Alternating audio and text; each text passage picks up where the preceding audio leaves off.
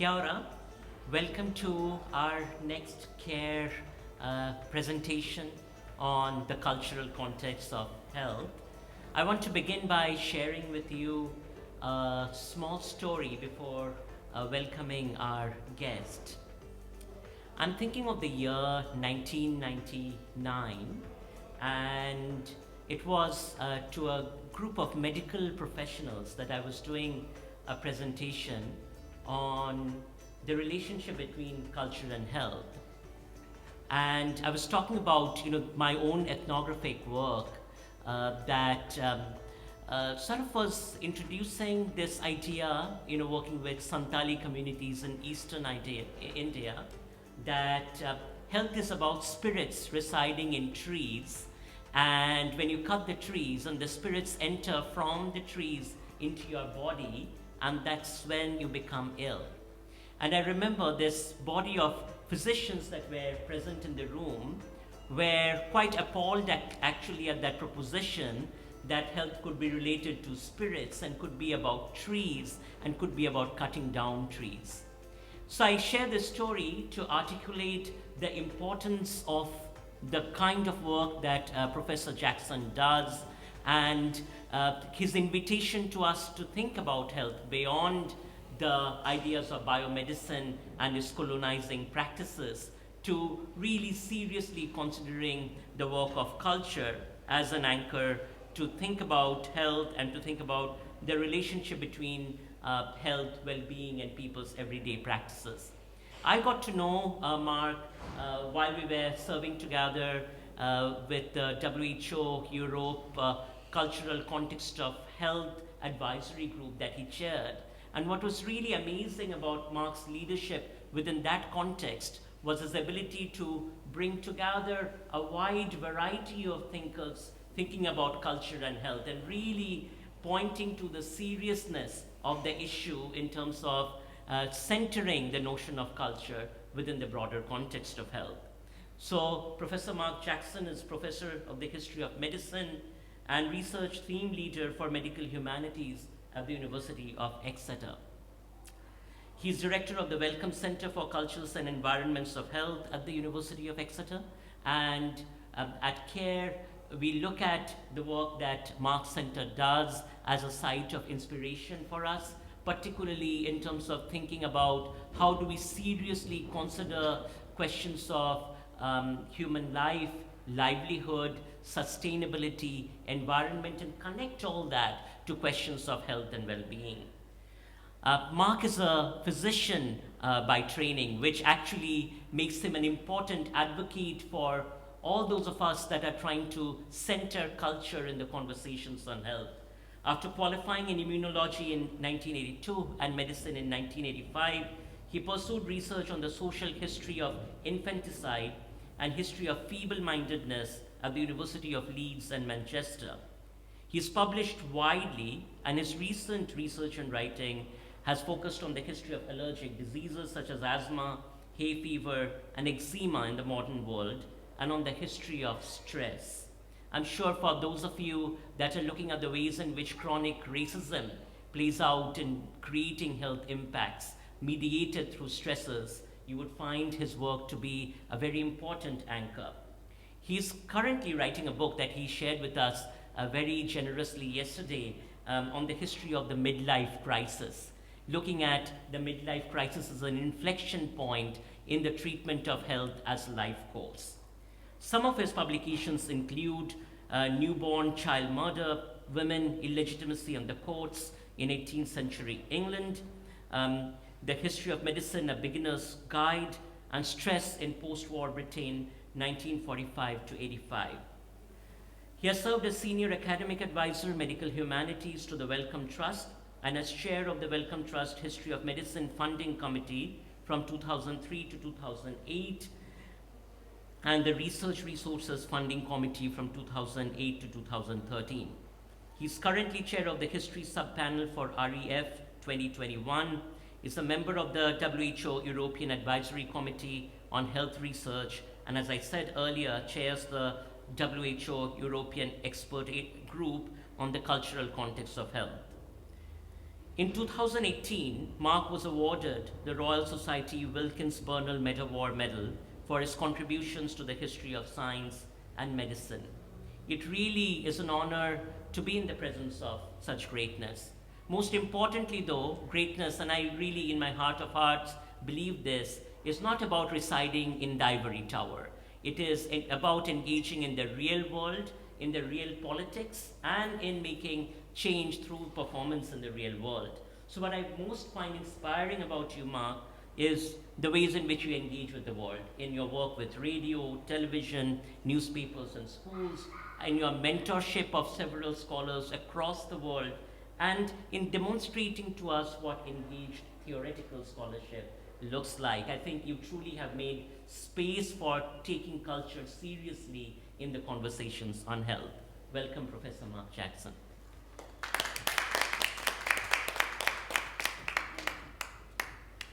Mohan, thank you very much for that overly generous and warm introduction. Slightly embarrassing, but very, very welcome. Thank you very much. And I would like to return the favour. It's absolutely fantastic to be here. It's been rather a strange journey. My wife is here with me. We started off a few days ago in a small seaside town in England. We travelled to Singapore, a very different context. We then came to Auckland and now we're here.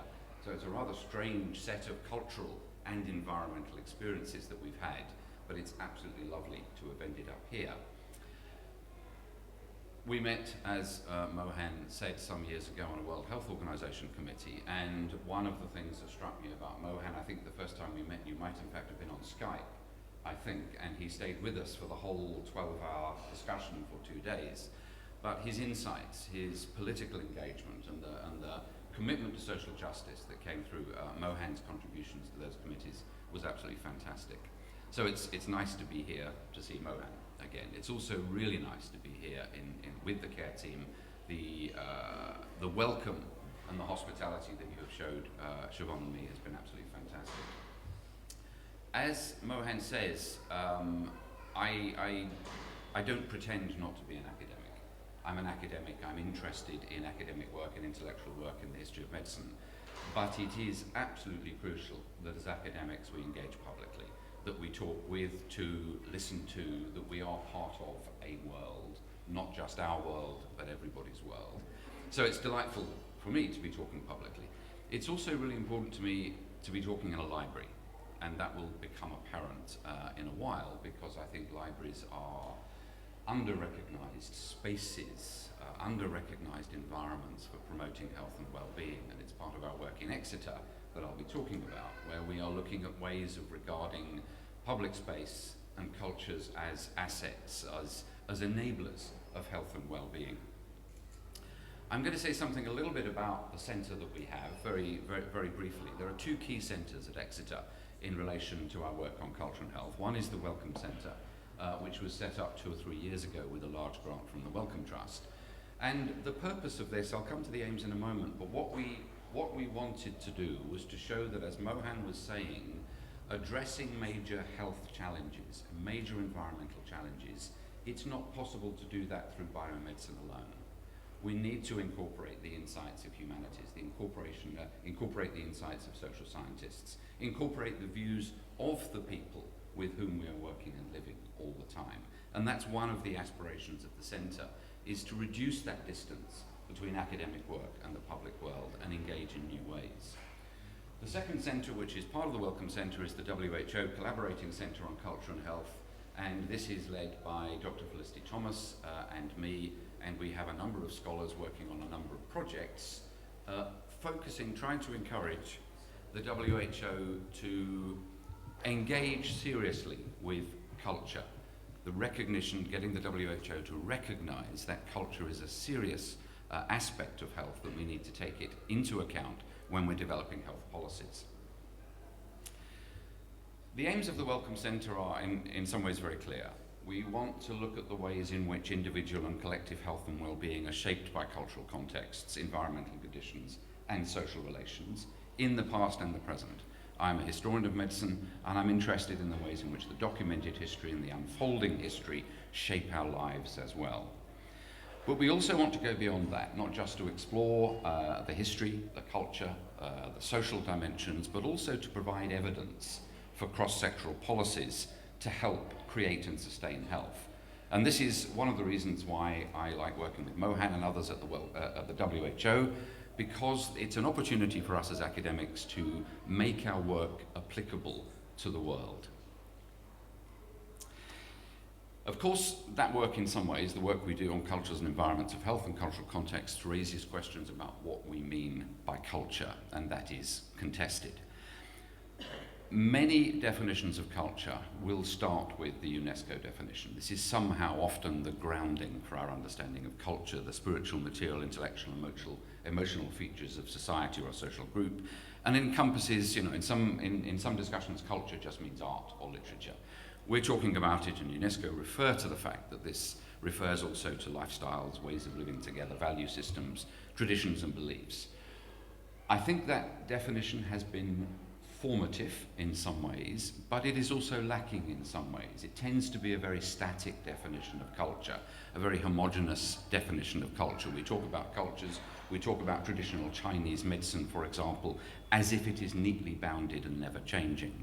And one of the inspirations for our work is this sense that cultures are dynamic, they change from within, they're reshaped by power and inequalities, and those we need to draw out.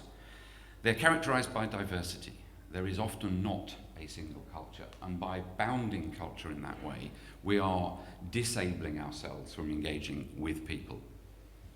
And they are open to challenge, innovation, and exchange with other cultures. So cultures are not isolated. And this is, again, a key part of our work, that we want to recognize the diversity, the dynamic nature of cultures in our work, and that will become apparent, I hope, in what I'm going to say. So the research principles that we have in the centre are, firstly, that health and well-being are not achieved in isolation. We exist in relation to others. This is not just about me or you, this is about us. This is a collective endeavour that we need to take responsibility for when we're trying to improve health and well-being. The second is that cultures and communities should be seen as assets, not barriers to health. Quite often in the public health discourse, culture is regarded as a barrier. This community does not listen to us, and we know what is best for them. We want to reverse that and suggest that cultures and communities can be assets, that we have assets in our lives that can help us sustain health. So it's a reversal in some ways of the deficit model of health that is so dominant in biomedicine towards an asset-based model, the assets that we have in our cultures and our communities. The final point is that, and it comes back to Mohan's introduction, is that as academics particularly, we should not be isolated ourselves. We should be engaging with people affected by the issues that we're investigating and researching, past or present, and that we recognize that our work should be informed by collective expertise and experience. We should not be imposing from a position of privilege, particularly in academia, a set of solutions that are inapplicable to many people's lives. And the only way we can challenge that model is to work with and listen to. I want to focus, it's easy in a sense to have a rhetoric about culture and health. It's easy to have a rhetoric about engaging with people and listening with people. It's easy to have a rhetoric about how we move from a deficit model to an asset-based model. What I want to do is highlight two projects which demonstrate how we are beginning to work to subvert some of the narratives about health across the life course, and transitional moments in the life course as well. The first I'm going to talk about is a project, The Lonely Campus, which is a project we've started in Exeter. I'll say something about that in a moment, looking at that transitional moment in young people's lives, moving from home to university, moving from home to work, moving from home to setting up families on their own. How do we negotiate those transitions? How do we understand them and negotiate them to sustain health? And the second is rather self-indulgent. It's my own research project to some extent. I'm interested in health in middle age. Middle age we often ignore as a part of the life course. We have a lot of interest in child development, quite rightly. We have an interest in care of the elderly, quite rightly. But we assume that those years between 20 and 60, 20 and 70 are somehow a plateau phase in which nothing happens. And yet what happens in middle age is crucial, both to our health in middle age, but also the health of our children, the health of our parents, and our own health as we age. So part of my agenda as a researcher historically is to say there's a neglected part of the life course which impacts on all of us in relational ways, and we need to pay attention to it. Let me start off talking about the Lonely Campus project, and this is a relatively new project in the centre. And it's a group of us. Fred Cooper is a historian of medicine, Charlotte Jones, a social scientist, me, and Manuela Barreto, who is a psychologist. And this project is intended to address two key problems, I think. And it'd be interesting to see what the differences are here in terms of New Zealand. We're focusing on Exeter University in the first instance. There are two issues, I think. One is that we recognise that loneliness is a key factor in predicting health and well-being. That there is an epidemic of loneliness is how the politicians talk about it. That's questionable in some ways, because the historical record suggests that students, for example, were intensely lonely in the 50s and 60s, and there were studies of student loneliness then as well. But there's a big concern politically. In Britain, I was in Singapore, we were in Singapore on the way over, and there was an article in the Straits Times suggesting that loneliness causes more deaths than obesity. Now, I suspect that's probably a rhetorical overstatement to try and get political support for it, and it may well be that loneliness, there are comorbidities in terms of what happens when you're lonely that shape your health and well-being. So we have what appears to be an epidemic of loneliness, and that doesn't just mean, I mean, you can see from this slide, it says 9.8 million people live alone in England. It's not just about living alone. It is true that at the end of the 20th century, more people lived alone than earlier in the century, and that may be part of the concern about loneliness, is social isolation. But loneliness also encompasses emotions, the emotions of sadness, and it also encompasses the recognition that we don't belong, we don't feel as if we belong to a community. And this emerges from many of the studies of loneliness, that belonging can be a key determinant of how lonely we feel. So we've started a project, that's the first point, is about loneliness. The second driver for this is an awareness that young people are struggling with increasing mental health problems, that there are rising levels of anxiety and depression, and some of the major psychiatric illnesses, and that we are not doing the best that we can and should be doing for young people as they grow up, particularly through transitional phases in their life. In British universities, there are increasing levels of suicide among students. There's a high burden on the health and wellbeing services in UK universities, in students and staff. I think. And the question is, how do we approach this? The traditional model has been, if you're lonely, if you're depressed and sad, you get counselling, or you go to join a choir. Now, I'm not saying that either of those are wrong. Counselling and a choir may be good, but the people who are lonely and depressed and anxious are not able often to access either of those. They can't go to see a counsellor, they can't join a choir because of the way in which they're feeling they don't belong to a community, or they're feeling emotionally distressed. So thinking about the rising levels of the self-expression of loneliness on the one hand, and the significant concerns about adolescent and young adult mental health, we started a project. It's also important to say that Manuela Barreto was part of what was called the loneliness experiment, where they did a big survey of people's attitudes to loneliness, understandings of loneliness, 55,000 respondents. What emerged from that is quite interesting, because it suggested that, we sometimes assume that loneliness is a problem of elderly people living on their own. What came out of that is that the people who described themselves as most lonely were people in the 16 to 24 age group. That 40% of people in that age group regard themselves as often or very often lonely, whereas if you ask older people, it's 27%. So the impact, the presence and the impact of the emotion of loneliness, the feeling sad because of being lonely, is most vehemently expressed in young people, which is why, again, we felt that this was a really interesting way into looking at alternative strategies.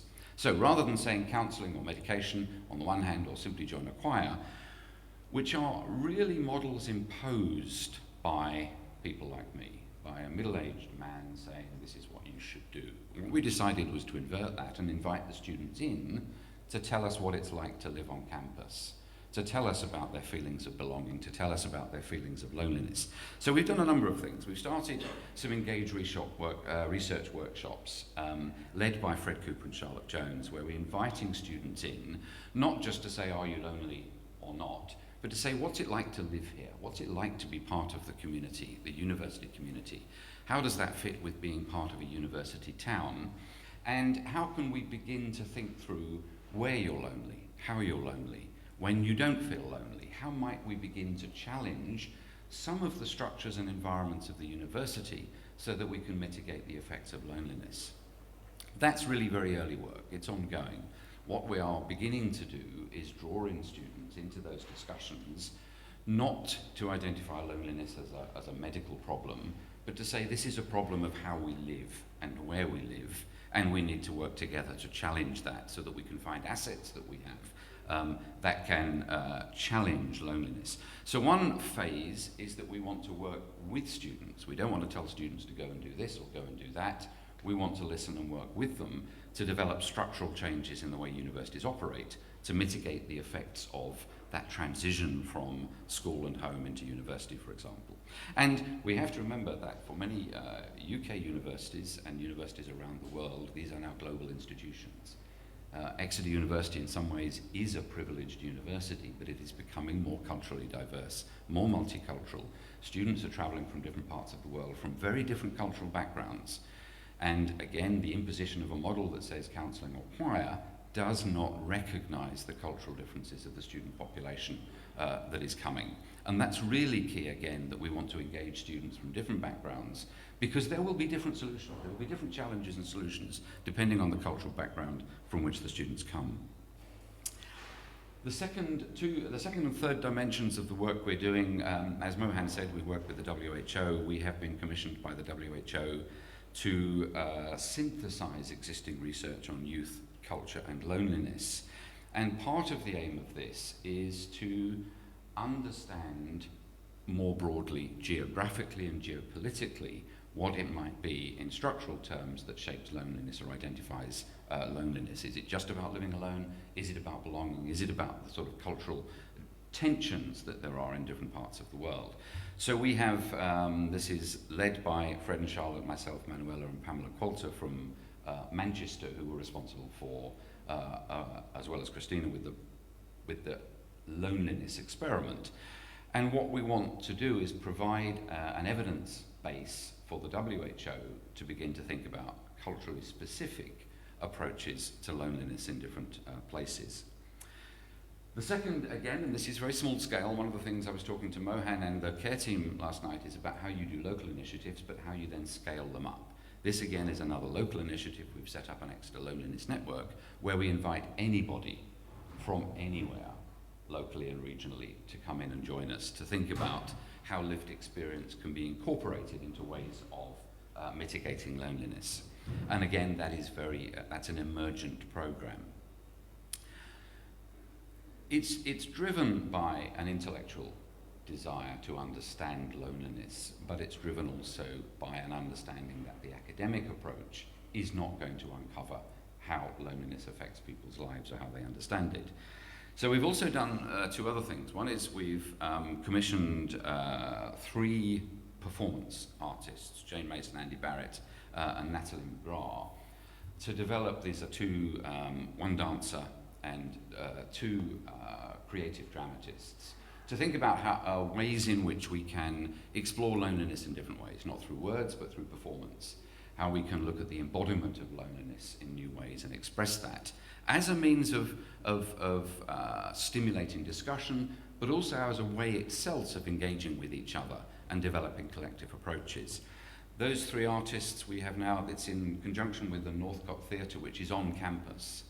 And there's an asset, in a sense, that is underutilised as a space for bringing people together and expressing things in different ways. Again, that's very new. Those 3 artists have now produced pieces that will be performed. And we are selecting one of those to develop a larger project with the theatre to open up to public discussion how you can express and understand loneliness and mitigate its effects in different ways. The final aspect of this project is Librarians Against Loneliness. And this comes out of a long-standing relationship we have with Exeter Library, now referred to as Libraries Unlimited. The attempt that they have made to develop the library, much like this one, I think libraries are under threat in many parts of the world. Its books are no longer important, except to some people. Libraries have become under threat.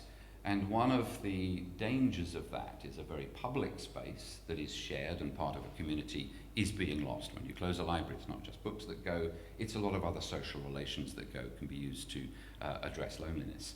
So we've been working with the library. A lot of our public events are held in the library because it's an accessible space, it's in the centre of the city, and it's an open space where people can walk in and out at any time. So the library has been reinvented as a space not just for books, but for people, for communities.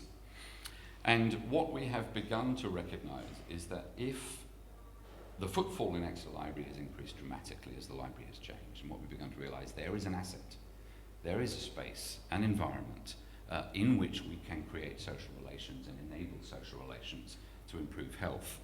And that has begun to dovetail into a university initiative, recognising that the university library can do more to create those social relations or enable those social relations.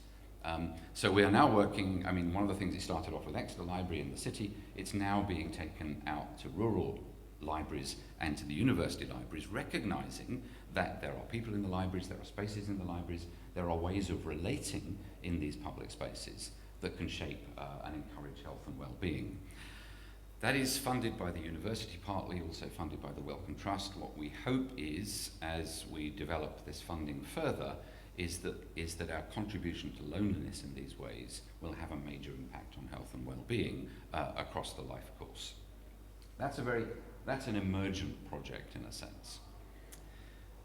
That's the first project, is on loneliness, and suggests the ways in which we're working together. If you look at the range of scholars there, 2 historians, social scientists, psychologists, and then the various partners, what we are saying. This is an example of our claim that you cannot address these key social environmental challenges without working together across disciplines and with partners.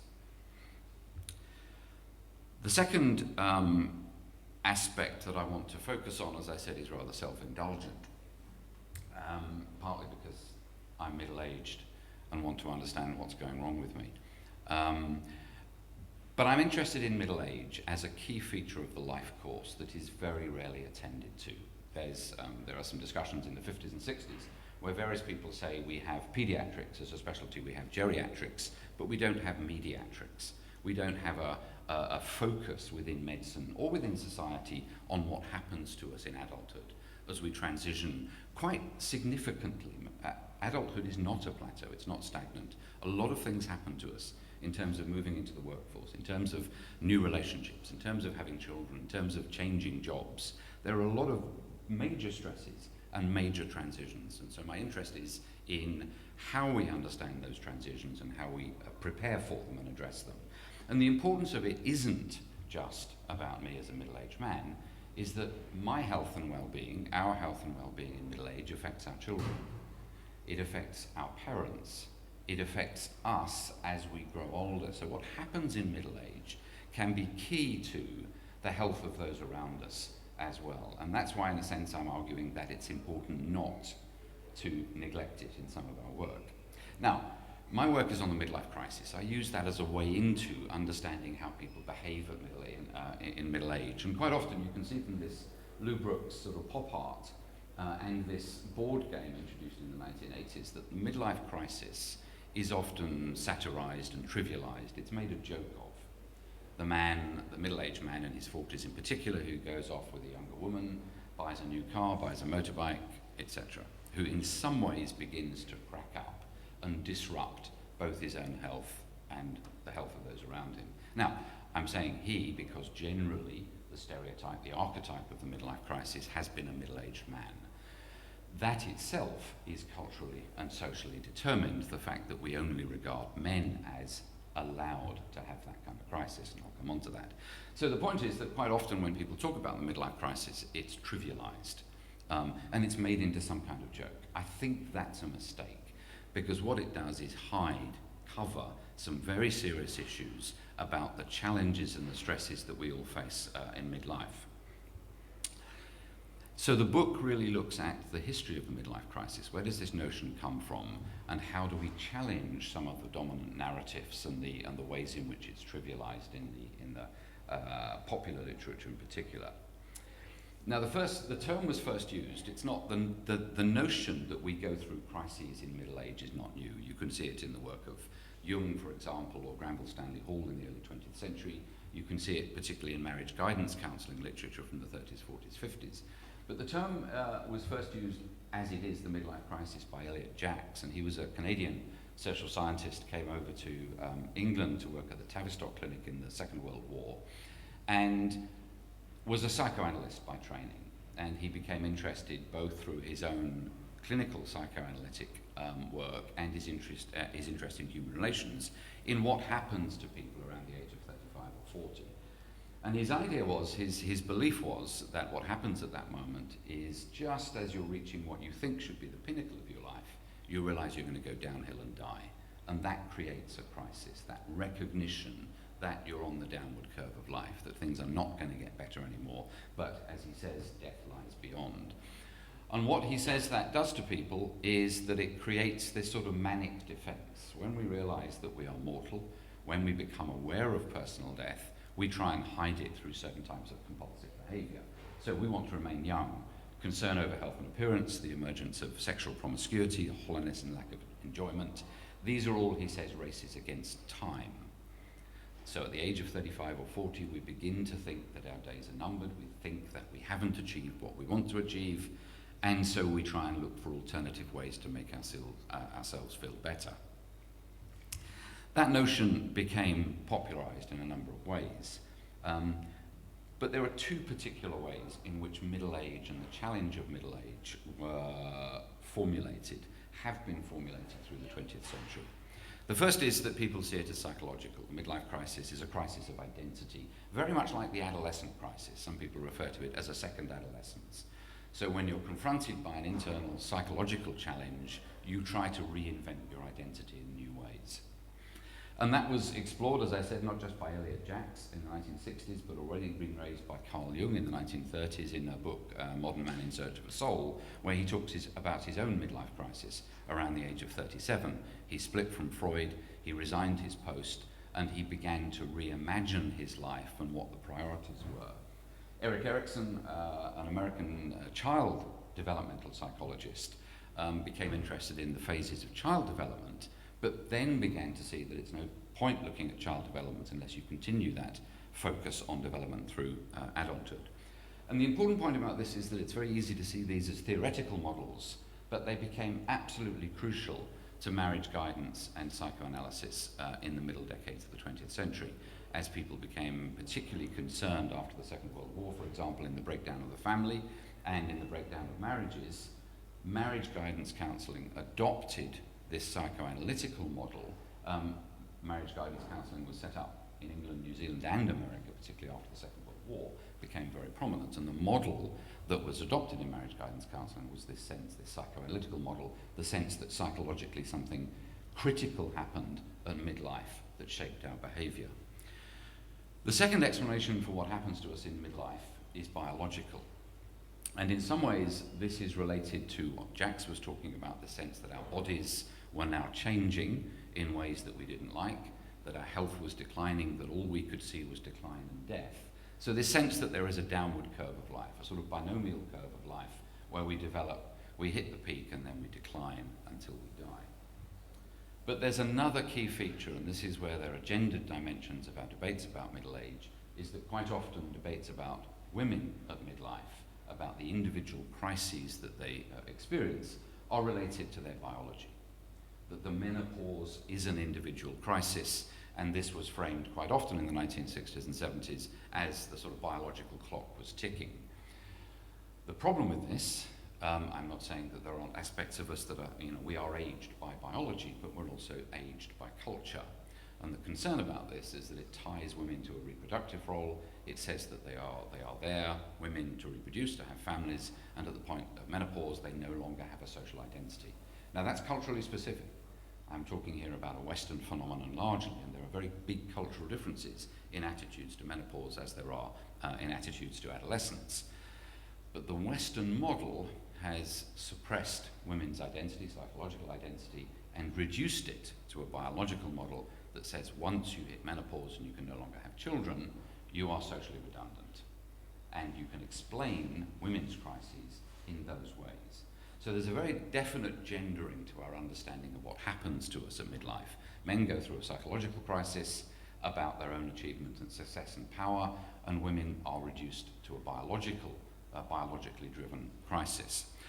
What my work is intended to do as the research goes on is to suggest that neither of these are good enough to explain what happens at midlife. We cannot just say it's an internal psychological challenge, we can't say it's just an internal individual biological challenge, but that there are historically specific social and cultural conditions that shape midlife. And I want to give an example of that. And I want to explain in some ways why the midlife crisis emerged in 1965, because that is not accidental. There's a historical specificity to how we understand men as psychologically struggling and women as biologically struggling. This is what I want to suggest. So the point is that we age biologically, yes. We age psychologically, yes. But we also are aged by culture and by social determinants. Bernice Neugarten was an American developmentalist interested in transition across the life course, and she pointed out that we aren't aged just by our psychology and our biology, but by a socially prescribed timetable that is culturally and historically specific. So the point she made here was that major life events are socially prescribed. A time when men and women are expected to marry, a time to raise children, a time to retire. That this is a socially prescribed timetable specific to a historical moment and a cultural context. And again, most of what I'm going to say is about a Western developed capitalist world, in fact, and the way in which the life course has emerged in particular ways that generate crises. So by the 1950s, this is the argument I'm going to make, by the 1950s and 1960s, this is why the midlife crisis and concern about midlife and middle age became so important. Most people were living much longer. If we think that the life expectancy in the late 19th century was 50 or 60, in developed countries, then by the 1950s, 60s, we were looking to live until we're 80 or 90. And again, that shapes immediately the historical, the cultural, the geopolitical dimensions of this. So we're living longer. People were also marrying much earlier. So in 1911, again in this Western world, 24% of women only were married by 24. By the late 1950s, 52% of men and women were marrying by the age of 24. So it became much more common to leave home and marry in your early 20s. People were beginning to have fewer children clustered together earlier in their marriage. They tended to think they were going to work for a fixed number of years until they retired at 65, which again was a sort of bureaucratic prescribing of the life course. And so people began to experience more clearly defined stages in the life course. There was a moment when you left home, 18 or 19. There's a moment when you got your first job. You got married in your early 20s. You had your children fairly soon after that. You had an extended middle age when you worked until you retired, and then an older age. And that became a very homogeneous, standardized life course in English and American culture in particular. That had consequences. And the consequences led to the emergence of particular challenges at midlife. The first is it created, and this is very much a sort of Western capitalist model of how we regulate the life course. It created age anxiety. If we're all going through the phases, or we're all supposed to go through certain stages of our lives in standard ways, we become more aware of the milestones of success and failure at home and work. If we haven't got married by, we're a failure. If we haven't got a job by, we're a failure. If we haven't had children by, then we're a failure. So that standardized life course provided a set of milestones by which we measured our success or failure. And that often led to dissatisfaction with achievements and the sense that we should be keeping up with the Joneses. And this was part of material, partly material. It's about, did we have a house, did we have 2 children, did we have a car, did we have a good job?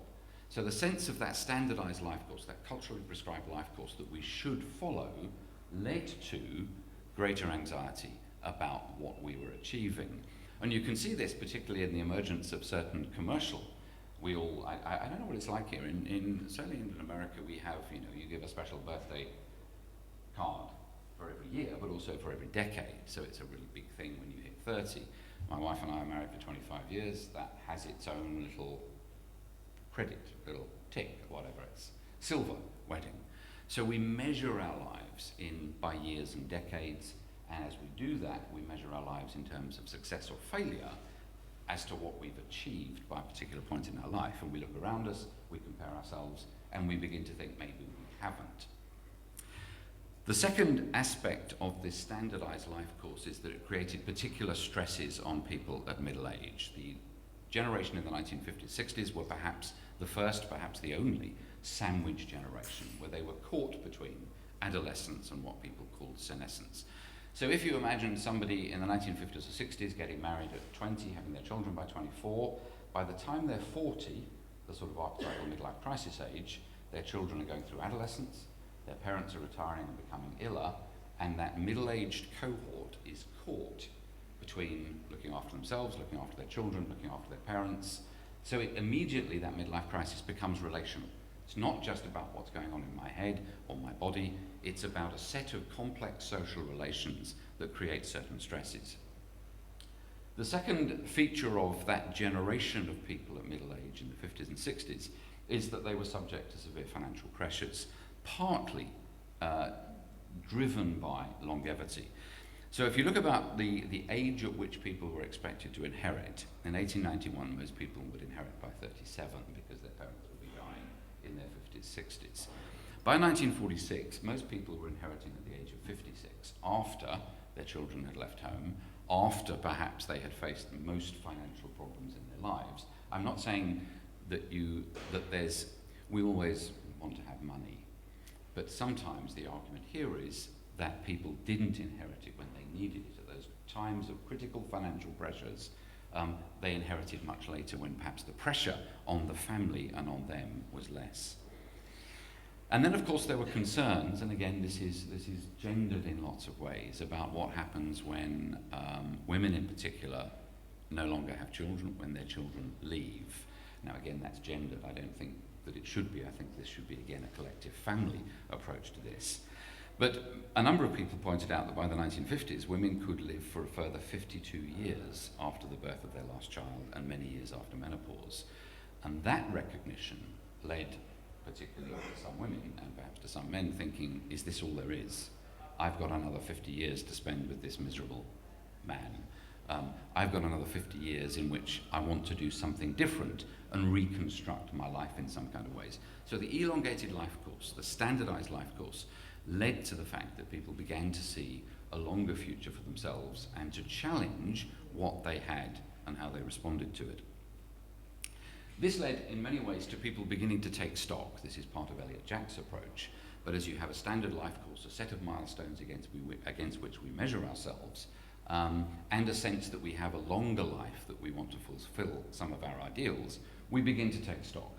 We begin to, as Robert Lee and Marjorie Kasabian referred to in The Spouse Gap, the way in which men and women particularly, most of this literature was on heterosexual marriage. The big concern in the 50s and 60s was reinvigorating the family after the Second World War. And it was very heterosexually, very normative in heterosexual terms. And again, that is something that I think we don't know enough about. We don't look beyond marriage in some ways in some of these discourses. But the idea was that we begin to reappraise our life, our achievements against our goals, satisfaction against values, and that, for two people, becomes a real challenge. As we grow apart, we grow together at different times, then managing our expectations against the reality of our lives becomes absolutely key. And that led, quite often, this was the argument at the time, to crisis, separation and divorce. So this sense that Western culture, the standardized life course, was encouraging people to take stock, encouraging people to measure themselves against others in terms of possessions and achievements. The ways in which it was encouraging people to take stock about what they'd achieved in often quite a materialistic way led to certain crises. Margaret Mead, of course, was a controversial, very contentious anthropologist, wrote extensively about men and women, about relationships, pointed out that if we're living this longer life course and we can reorient our lives, then the whole basis of our relationships and the beliefs about marriage and relationships begin to crumble, and we should reimagine the way in which we relate to people across the life course. This, of course, had a particular historical and political context, and that is that in many countries in the world, levels of divorce were rising quite dramatically. In Britain, there were fewer than 7,000 divorces per year before the Second World War, and that rose very, very steeply after the Second World War for a variety of reasons. The big step between 70 and 75 is because the Divorce Reform Act was introduced in 1969, which made it easier for people to get divorced, changed the grounds for divorce.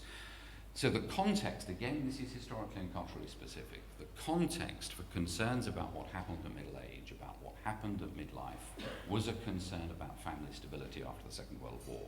Very specific to that moment when, after the Second World War, people were concerned that social stability was dependent on family stability. And if family stability was compromised by crises, midlife crises, by separation and divorce, then social stability was compromised. Now, of course, you could challenge that as well, because that's a very dominant capitalist model and a heteronormative model of what it is that provides social stability.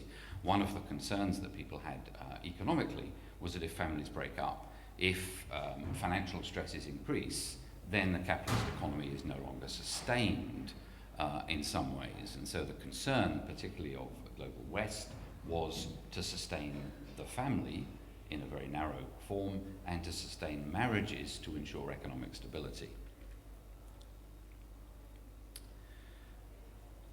So these are two case studies, if you like, taken from a whole range of things that we're working on. One, the work on loneliness on campus, this concern that there are transitional moments in young people's lives that can be formative and destructive, that unless we address together the challenges of loneliness as people grow up, the loneliness as they move away from home, into university, into the workplace, then we are setting up problems for later in life. We need to address that together, and it's no longer it's no longer appropriate for me as a parent or as a university lecturer to say this is what you must be doing.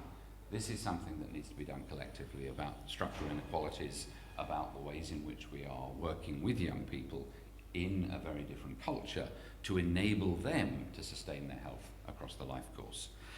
The second study is more historical and it's more personal to me, is that we tend to personalize the life course and forget the fact that there are very serious relational issues that affect other people and are much wider ranging than my psychology telling me I'm going to die, or a woman's biology saying she can no longer have children. These are reductive approaches that neglect the fact that we live not in isolation, but in relationship with each other.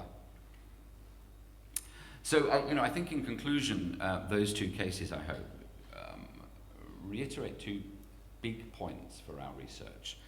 The first is that complex health challenges, I've talked about loneliness and midlife, but we could look at environmental challenges, we'd look at other mental health challenges, we could look at a whole range of chronic diseases that do not occur in isolation. This is not my problem that I have this condition or that condition, even if condition is the right word. But they relate to historical, social, and cultural contexts. They relate to our relationships with others. These are collective concerns. They're not just about one person in isolation, which is again a dominant biomedical model, is that you treat this in this person, in this part of their body or this part of their mind, and that solves it. These challenges are always relational, always communal, always collective. And the second point, and this comes out of the Loneliness Project in particular, that if we want to understand and address those health challenges, we need to engage with those affected by the issues. Telling a young person to join a choir or to get counselling is not sufficient. That exonerates us from responsibility. What we should be doing is not imposing a solution, but working together towards a solution in order to enable health and well-being across the life course. This is my working environment on the right. This is my natural habitat on the left. This is where Siobhan and I live. Children are no longer on the beach. This is where I get my relaxation from the stresses of my own working culture and environment. Thank you very much.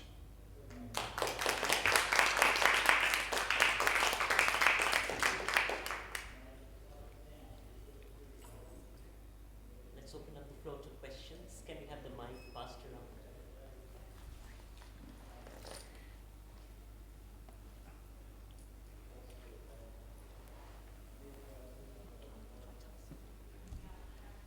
Thanks very much.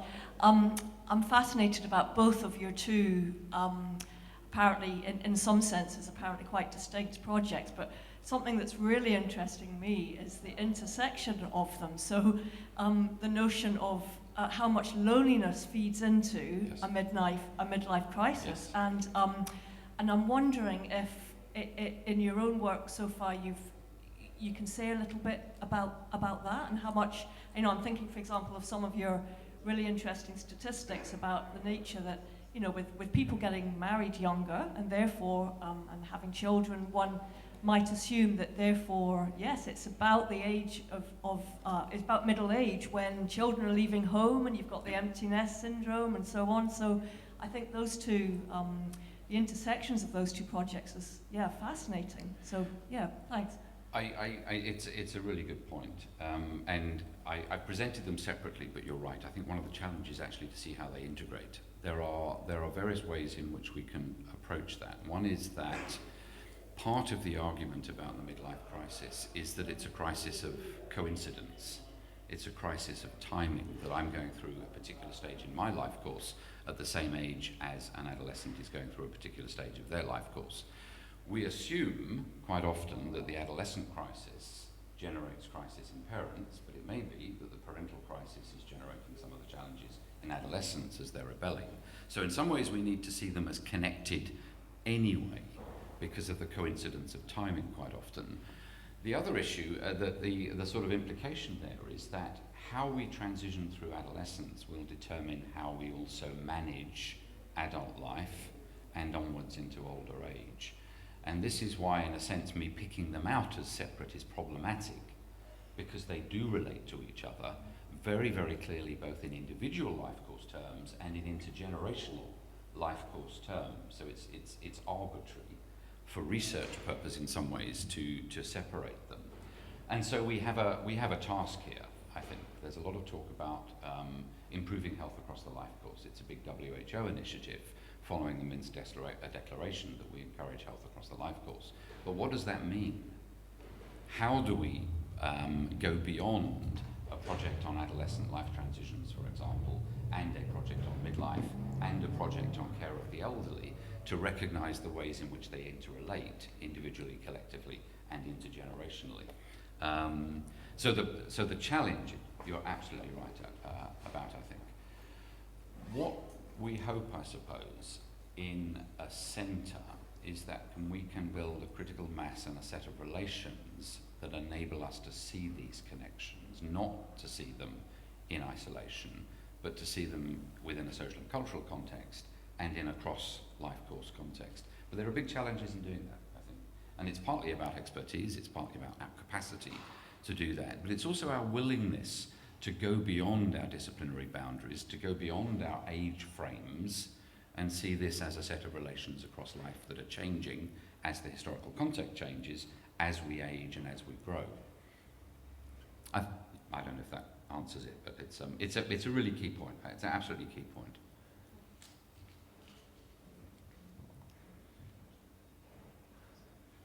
The good news is nobody wants advice on how to cope with a midlife crisis.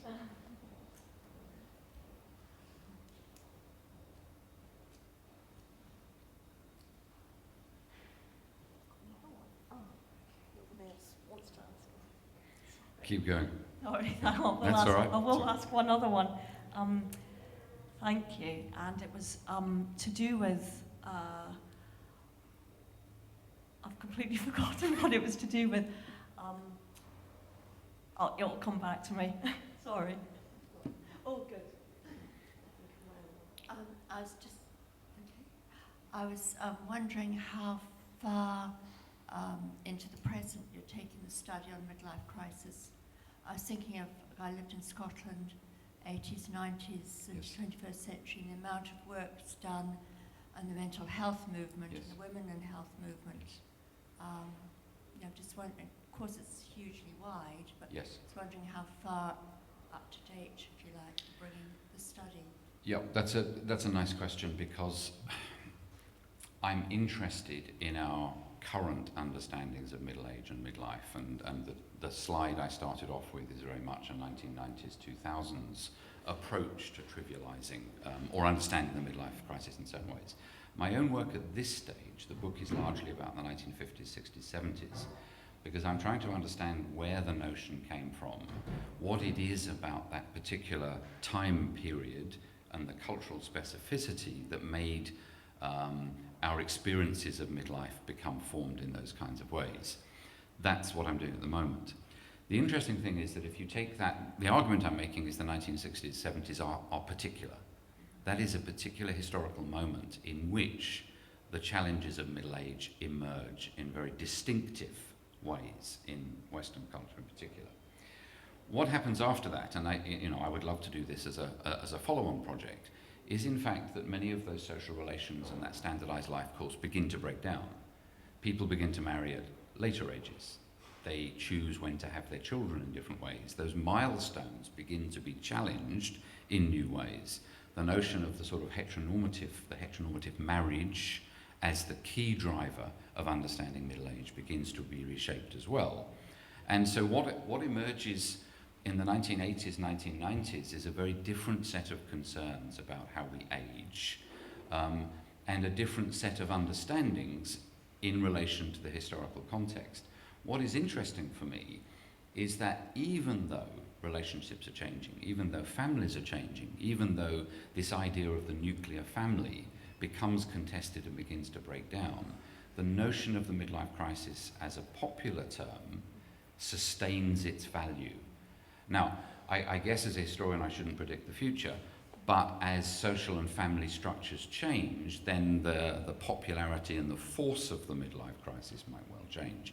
But the world, in some ways I'm trying to understand the world of the 1960s and 70s in relation to middle age. What then needs to be done is to see how that impacted on subsequent generations in different ways. And I think in some ways for me that's a different project. Although one of my starting points was precisely what you said, where are we now?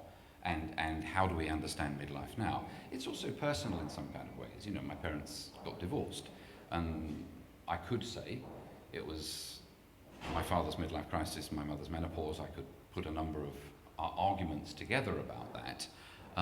But that doesn't do justice to the complexity of changing social circumstances. And so my feeling is that onward period from my work requires a different set of questions and a different set of investigations. Sorry, I have remembered my question. If anyone else wants to speak, or it was about your loneliness Yes. experiment, and I'm wondering, is there anything else being done on that in other countries along the sorts of lines that you've been doing? Because I think that would make for some fascinating, social and cultural comparisons. Yes, it would. The loneliness experiment was largely national, but also international. So it drew in responses from over the world. That was the aim, is to try and identify particular age-related experiences of loneliness, but also in relation to men and women in different cultures. But that needs a very large-scale study, I think. And it's one of the reasons why we're doing the Health Evidence Network report for the WHO, is specifically to draw in people from different cultures, different languages, for example, to synthesize that literature and begin to see both how, people express loneliness in different ways. They experience loneliness in different ways that are culturally specific. They manage that in different ways, in different cultures. But at the moment, I think what the WHO is saying to us is that we don't have the evidence or the sensitive evidence that will allow us to make those cultural comparisons, and then perhaps to look at solutions of communities and assets that do manage to mitigate loneliness, that do manage to create a sense of belonging in a community. And this again is, it's part of the argument of the centre, is that if we see always cultures and communities as barriers, they're not listening to us, then we're missing a really important opportunity to get different evidence by looking at cultural differences and saying, what is it about this culture, not that's wrong, but what is it about it that's right? What can we learn from different cultural approaches to how we live together? But I think at the moment, I think there are other studies, yes. What we are trying to do for the World Health Organization is begin to bring those together in a way that then becomes meaningful for the WHO, but also policymakers nationally and internationally.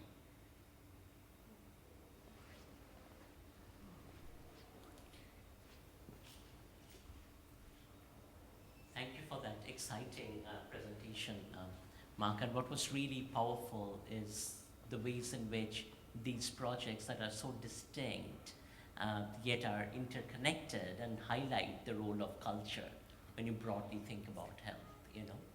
So the one question I had was, you know, when thinking about whether it is loneliness or midlife crisis within the context of the Western world, I very much appreciate how you sort of delineate this in terms of cultures as dynamic and inflection points of change in terms of time. I suppose there are also inflection points of change internally. So in the context of United Kingdom, perhaps thinking through how do migrant communities or refugee communities articulate these ideas. I think about the context of New Zealand, and I think perhaps, you know, the notions of loneliness and midlife crisis would look very different when you think of it from the Maori worldview. And yet often, you know, when we think of the state responding from a policy framework, these particular worldviews are erased as specific normative solutions are prescribed. You know? I think that's an absolutely critical point. Some of my work looks at, if I look at Margaret Mead, for example, and other anthropologists like Margaret Locke, part of my story is Western, undoubtedly, and it's shaped by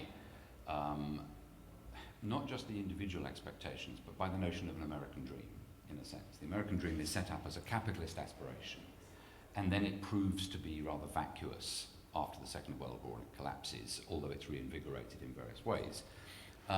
You're absolutely right that the anthropological studies suggest that in cultures where the life course is not understood in individual terms, not understood chronologically, but understood in terms of social relations, then a lot of these transitional points look very, very different. There have been some studies of midlife in Japan. There have been studies of the menopause, for example, in Japan. Margaret Locke's work shows that the experiences are very, very different if people see their roles in social terms rather than achieving some kind of individual material prosperity. There's work on India in the same ways where older people gain authority rather than less authority in some areas, even though they tend to withdraw in some ways as well. So there are very different dynamics in relation to the personal life course and the relational life course. If you look beyond the Western world, and we don't measure in the Hallmark card kind of way where you get a card every 10 years or you get recognized for living so long in certain ways, if you look at cultures where we are measured more by our social value and our community value and our family value, then these inflection points either disappear, they're flattened, or the inflection points are somewhere else. And that's absolutely crucial. One of the things that intrigues me about the midlife crisis is that heteronormative model, the middle class privilege model, dominates completely, even in England, which is now an incredibly multicultural society. That dominant narrative of the white middle-aged man who goes and buys a motorbike is sustained to the exclusion of other communities and other explanations. And that's the point for me of the cultural comparison, is that one of the things I'm thinking is, we don't have to live like this. We don't have to do this. We can challenge those normative assumptions. We don't have to be the midlife man who goes off and does this. We can challenge that because we're being sold it in some ways. We're sold this American dream of prosperity, and we could challenge that and revalue our social relations in different ways. And you're absolutely right in that there are perhaps not enough studies anthropologically and ethnographically of ways in which those values can be subverted or additional values can be incorporated to change our aging, I think. And you know, what is really fascinating also is that in some of these cultures where you have alternative ways of understanding relationships, the kinds of transformations that have happened with globalization of capital and the Yes. American dream. Yes. So, you know, in much of India, the middle class India, sort of post-liberalization, where the Hallmark card accentuates the meaning of relationships. I think there is, so the term midlife crisis, you would see entering into Bollywood movie Yes. as Yep. a replication of American Yep. capital in Yep. many ways. You know. Yeah. And I think, you know, we were talking about this yesterday, last night, about how you resist the force of that American dream, how you resist being sold a particular narrative of the life course.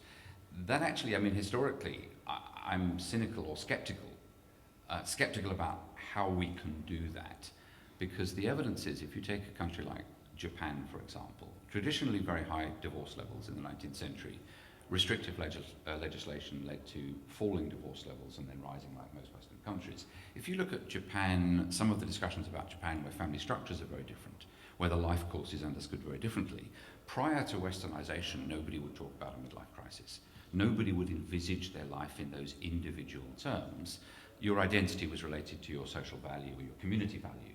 What has happened post-Westernization is an incorporation of the hallmark chronological approach, the metric calendrical approach to the human life course, which has then incorporated or you know, smuggled in the Western corporate capitalist culture, which has destroyed some of the social values.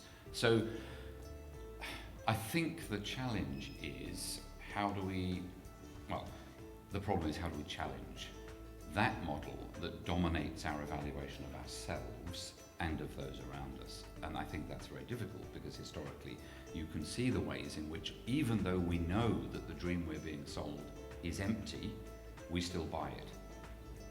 And that's the catch, I think, for us.